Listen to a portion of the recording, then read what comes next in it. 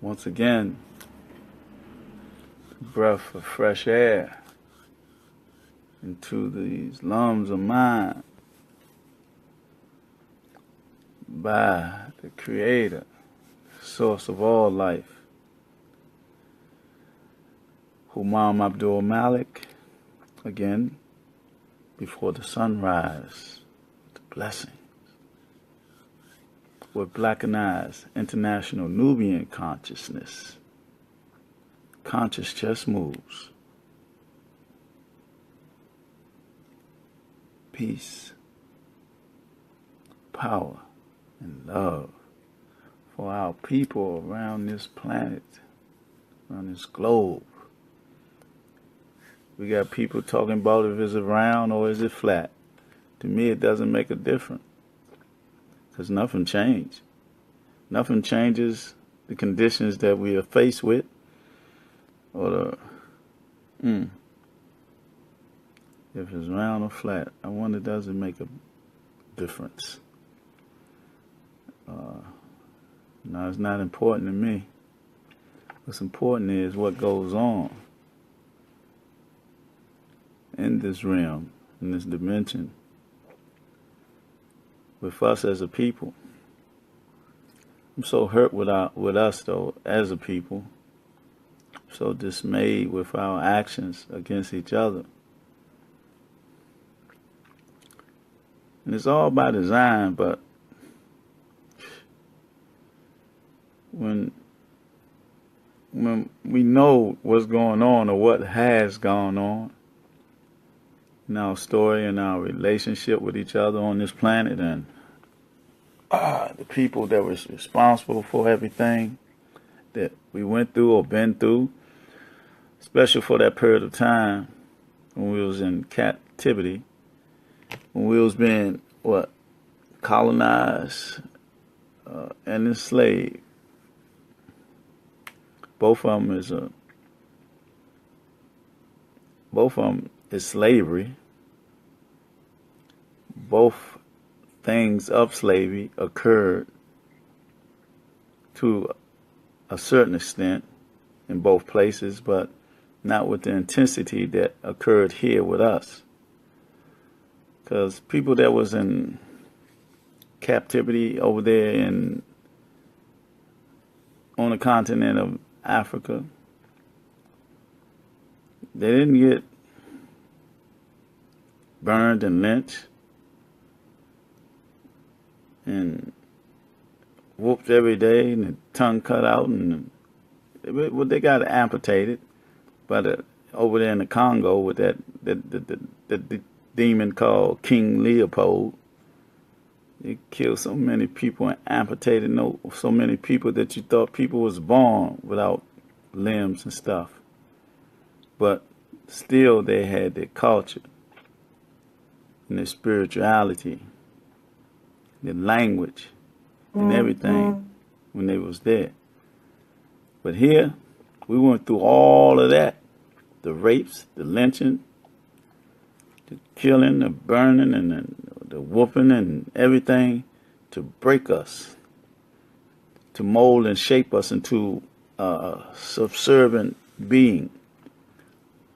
But our culture was taken from us. Our language was taken from us. We couldn't even speak to each other, communicate in our language, because if we talk our language, we cut our tongue out or beat us. We seen the movie Kunta Kinte when they didn't want you to keep your name. That's the reality. But we went through that over here. And after going through all that, and we still here, is a great thing by divine decree. And the foundation that was set by our ancestors to be strong, to overcome this thing that they call slavery. And then in 2017, where they took off the physical chains, we still affected mentally and spiritually, because a lot of us still have a colonized mentality or enslaved mentality. We're enslaved to the materialism and the indoctrination and the and institutionalization of the social engineering of being deculturized by the social narcotics. I ain't even gonna say what it is, but we should know what it is, because we be so addicted to it. White supremacy and institutionalized racism. It slipped out. I humbly apologize. Along with the Willie Lynch syndrome. But what I'm disturbed about is how we know the story, because they told us the story about what they did to us. They showed us the movies about what they did to us. We like wipe it off. Like water on a duck, like they say. Water must just slide off the skin or something. But we just go through it like it ain't nothing, because we've been like programmed to accept it. And we don't even realize the post-traumatic syndrome that we still suffer from, that because it's still imprinted upon the program, our brain, the computer, eternally, within our temple, within the essence of our universe, and the divine energy that is in us. But we allow these people to still captivate and like program us into certain actions. I just learned something the other day. Minister Farrakhan had a brother that wrote a book dealing with another method that the CIA has used as a tactic against us, programming our brothers somehow or the other through when they're incarcerated or whatever method they're using to deal or have our animalistic or predatory nature enhanced. And so our brothers that's in these streets, on the corners or whatever, they're programmed. Not only by themselves or not getting in tune with themselves, learning themselves by the information that our ancestors left for us, to know thyself, so we can rise up and have that divine nature. But they on their own, stay with that predatory, animalistic nature that we have by nature. But for other people to stimulate the animal nature and that predatory nature and have us acting upon it, man. And then we act upon it, we hurt each other, we kill each other here in our cities of inner America, in the corporation over here, in the hallways of this corporation, the street corners. Our brothers be at war for what? Because we got to eat, is their statement. That's their quote. Got to eat. We got to eat. We got to be responsible. We got to feed our families. But is that the only way that we can feed our families? Is that the only method we know to hurt each other in doing so? But it's worse over in Africa, where in South Africa, we know about apartheid. See, it was outright. I believe, I ain't gonna say it was way worse, but it was worse. Them Afrikaners, Europeans, they call themselves Afrikaners, they're the Dutch or whatever. They know the Oppenheimers, the gold miners, and the compound word last name, the German and the Jew. Steinfein and Frankenstein and stuff like that. The way they treated them people over there all them years, for years and years. Then Mandela get out and become the president after making a deal. And he don't do nothing to change the power of the land over to the African. He allowed the Africans to keep the diamond mines and everything. The people that own the diamond and gold mines over there, they make more money than everybody else that got jobs. But they allow them people to keep that So how can you be free when you don't change anything? You don't change the power, the source of the power. And then now, at this day and time, if a brother come from Nigeria or some other part of Africa and is in South Africa for work or whatever they're there for, these South Africans can kill them and be at war with them, but won't even touch them Afrikaners. Won't do nothing to them. But they will kill and hurt each other and be at war with each other. This man had their foot on their necks for generations and after generations. That's why I love the brother, he's a poet. Matter of fact, he's in this book. He said that South Africa became free to do absolutely nothing. And that's what happened. They gave Mandela the political power after all those years he was in. What did he come out and do? There wasn't no real change. Who still controlled the land? Who still controls the wealth? Not the majority of the population, but the foreigner, really. The Afrikaners, the people from Dutch or whatever they mean. I don't know where they're from. But they still in control. But the killing of each other and and you know these people did what they did to you. It's like over here. We know what these people did to us. And we instead of dealing with them in this silent war that they have against us, we rather fight against each other and control the drugs that they put in our community, through the guns that they put in our community, even though we might be buying both. But it's still by design and a purpose. Their purpose is for us to stay in a certain type of environment within ourselves and in the community. We got to rise up there, out of that, through love and peace for each other. We got to promote this. We got to speak this. We got to think this. We got to breathe this. And come out the paradigm of being so stuck, stagnated in the things that we do. We just wait for the Fridays to do what we do. Get our drink on. Get our dance on. You know, I love dancing myself, but for me, it's libation to the ancestors. Everything I do is, I be doing it for my betterment, my purification, and libation to my ancestors and for development of our community as a whole. I've been wrong at always.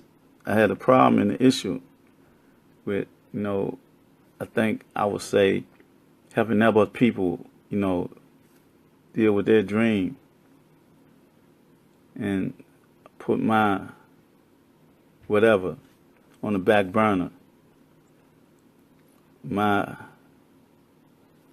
purpose of as an individual, along with being revolutionary, evolutionary, spiritual, divine essence in the perspective of doing for us as a whole. But me being an individual, being about the collective, my ideas and my perspective or my dreams, I didn't manifest them as an individual for the collective, because I was always here or there helping other people. And I love helping other people. And I'm going to continue to help other people. But now I have to establish some goals that I need to, for my personal self and my family, within my community. And what I do will be a benefit of the community. It's the time for me to do that. It's the time to really get into me become intimate, very important factor of the we. Because if I don't, then I'll be here without a legacy of helping, being a part of the mechanism to uplift my people. See, I don't want to be here for nothing on this planet Earth. All these revolutions around the sun.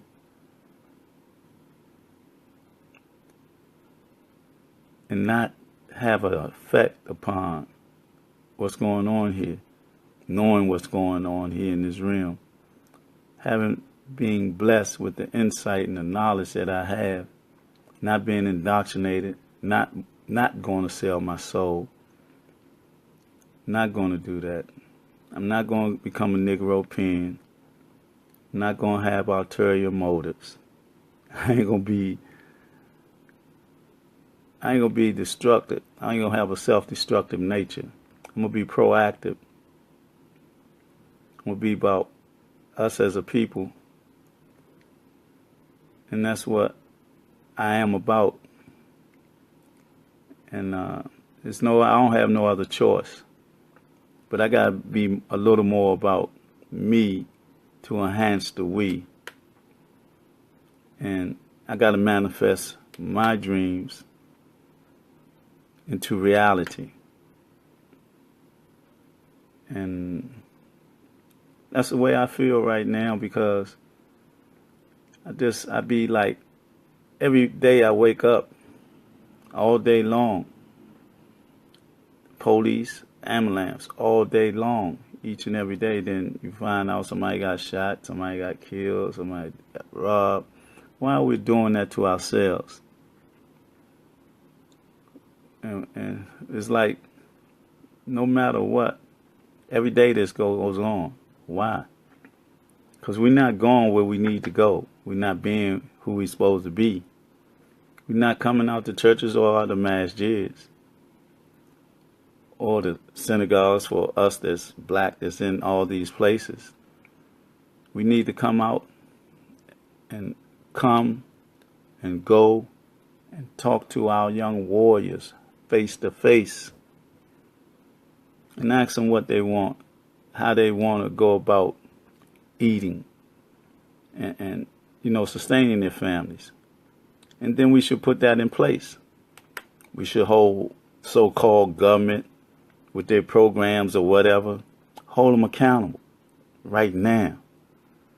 Because if we don't, it's going to continue to be this political game or charade of not doing anything that's going to help us as a people. If we don't help ourselves on all levels to get this an equal playing field, we got to force these people to give us reparations. We got to force these people, hold everybody accountable for actions and deliver. We got to hold ourselves accountable in our community.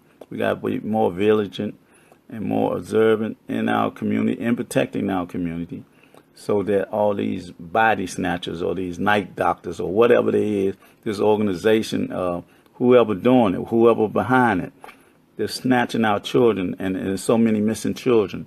This becoming a phenomenal here within our inner cities, and we might have been overlooking it.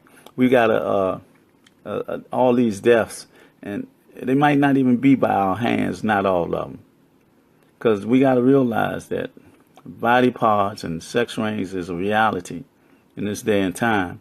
And we got to realize that it might be coming from the affluent, the multi-billionaires or whatever, because they don't want to go. They want to stay in control forever. They want to live forever. And we know a lot of them got bad hearts, and they don't want to wait in line to get the hearts, the livers, or whatever. So we got to be aware of that. And we got to overcome this, this self-genocidal attitude that we have and become the spiritual beings that we are in love and peace. We got to promote love and peace. And again, I'm going to emphasize, we got to go ask our young warriors what they want. They say they need to eat. So how can we help them eat and put that in place? Then once we have that in place, everybody's being held accountable. So, and another thing, we all got to work on ourselves as individuals, as far as purifying ourselves, changing our thoughts, our language, and everything, our mentality, our spirituality. We got that the source and core of our reality should be based on African spirituality. Whatever we practice, Islam, Christianity, and all that. Again, I emphasize, if they're not bringing us together and locking in unity and peace and organization, then something wrong with that. Then we know that the reality of this as being a divide and conquer methodology is in place, because it's supposed to bring us together. There's only one creator. So why should we hate each other? Why should we be against each other? Why these organizations called ISIS or the Taliban or whatever, these things that are infiltrated by the CIA and Mossad and all that, and the Russians too, everybody in cahoots to keep us down, suppress us, and they use religion, they use drugs, and they use everything to have us under robot control through sex and all that. The ballers and all this and the athletes, we got to overcome that and develop an income of knowledge that was going to change us and uplift us and unite us as a people, not only here but worldwide. But we got to deal with our front yard and our backyard first, in our homes, in our communities here. Then we got to connect with the brothers over there in Africa, because that's where all the minerals at. They control everything. There's 53 countries over there, and they got a hard time coming together like us. But we got to overcome this paradigm. We got to break the link with this white supremacy, institutionalized racism, and the Willie Lynch syndrome. We got to break that. I was waiting for that. I knew it was going to happen. They keep talking about my phone overheating, application running. I don't have no applications on. Only application I got is a word. I don't know if I say a certain word and they say cut it off or whatever. But what I'm saying is that we got to overcome the Willie Lynch syndrome, white supremacy, and institutionalized racism that we know is a manipulation tool that we've been so infected with, because it's like a drug, like those drugs that we use independently of them, that they put in our society, in our communities, and we use that for the feel good, for pleasure principles and all that. And we do it. A dude told me that a Molly, I ain't even know what a Molly was. I don't know what this stuff be, but it makes him feel good, enhances thinking or something, But I'm saying it's synthetic. It's not natural. When you're on a natural high, then you ain't got to worry about nothing but your divine ride that you be on, your natural disposition that you be on. You feel much better and all that. And I'm really upset. Like I said, I ain't going to get off that line of deliberation, because us as a black melanated nation globally got to overcome and deal with the incoming energy of the divine energy of the pathways of our ancestors and African spirituality.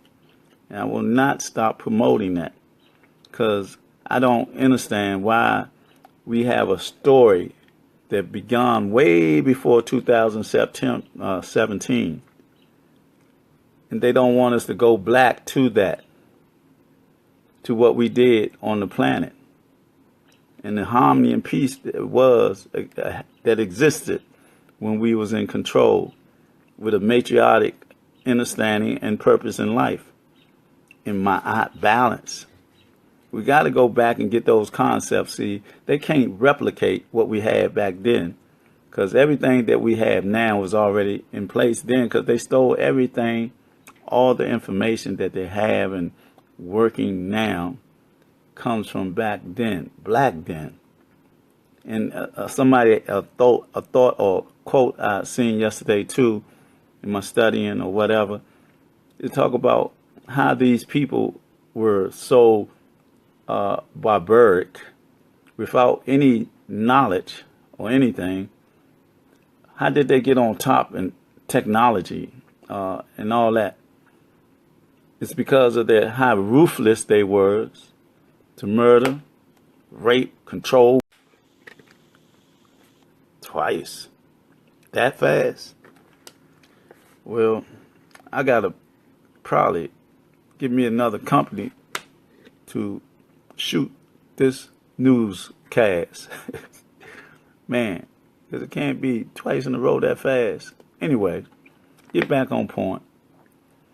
We have to deal with this situation like yesterday and just get in the divine flow of the information that's coming down in this age of Aquarius and the sciences that we must get in connected with through the African spirituality. Oh, man, and especially in this political climate, as politics as usual. It's just we got an unusual emperor in there this time because they all had the same method, or they all had the same purpose. They try to say that this emperor in there now, he ain't in cahoots with the Illuminati and all that. That he against them and he outsider and this and that. Man had the same credentials, of his bloodline. It's a bloodline that gets you in that game. But anyway, I ain't gonna hold us up today. I shouldn't use that term because I ain't got no gun. Nah, on a serious note, in love, peace, and understanding, we got to come together. We got to change our methodology of how we do things, how we eat. We got to change our perception. We got to change our energy. We got to change the vibrations and the frequencies that we do. We are divine people. We have to realize that. We have to realize we got to be proactive in our communities.